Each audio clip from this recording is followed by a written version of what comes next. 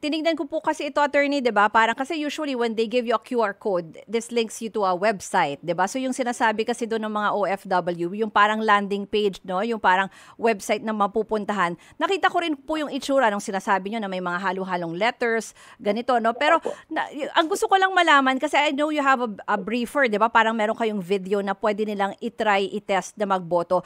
Nagrereklamo po kasi yung ilang mga kababayan natin, pero naging maliwanag po ba sa kanila no, doon sa mga briefing videos nyo? Hindi ko na kasi ito ma-access kasi I think tinanggal nyo na yan before the voting day, no? Naging maliwanag po ba na ito ang silbi nitong ballot code or nitong QR code na binibigay nyo ay just a proof na bumoto kayo at hindi ito yung pang-review? Tama po, meron naman po dun sa presentation ng Office for Overseas Voting na yan. Kaya lang siguro po ang problema, yung kababayan po natin na bumoto ngayon na nakita yan, first time nila nakita. Samantalang yung nag-test voting po, nandyan ang picture na yan, na-encounter na po nila. At maaring hindi na sila nagugulat kung para saan yan. Kanina nga po, merong isang kausap po sa isang interview na siya mismo ay nagpaliwanag yan kasi yung ballot encryption, yan yung ballot design. Kaya nakikita natin lahat ng pangalan.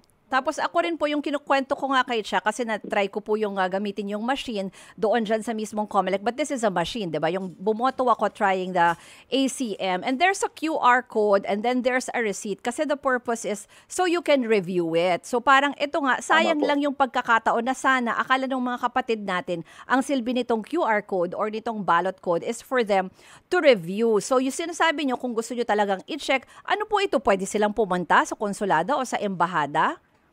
Nako, hindi naman po. Kasi once pumasok sa sistema ang balota, hindi naman po natin makikita na yan. Pero kung magkakaroon ng election protest at dun sa sasagawang random manual audit, yan po ang purpose niyan. Hawak nila yung record na yan at yan po mismo yung huhugutin. Hindi na po natin sila agagambalain dahil nasa sistema, mahuhugot natin ang balota. Pangalawa po, yung po ating, lagi po ma'am, nasubukan nyo yung automated counting machine. Di ba po, may resibo, may QR code. Kapag in-scan nyo po na gamit ang inyong cellphone, yung QR code na yun, ano po ang makikita nyo? Kaparehong na nyo pangalan ng mga kandidato na sa pagitan ay may nakadikit-dikit na mga letra at mga numero. Dahil naka-code din po, naka-embed dun yung inyong boto. Ganun din po yung ating format ng resibo dun sa papel at yung resibo dyan po sa internet voting.